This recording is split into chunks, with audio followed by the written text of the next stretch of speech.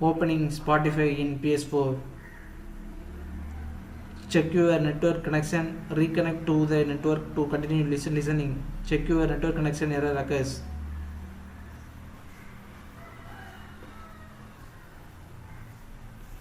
Solution. I have tested every internet connection and came to know that everything is okay. View connection status and note the IP address assigned for PS4.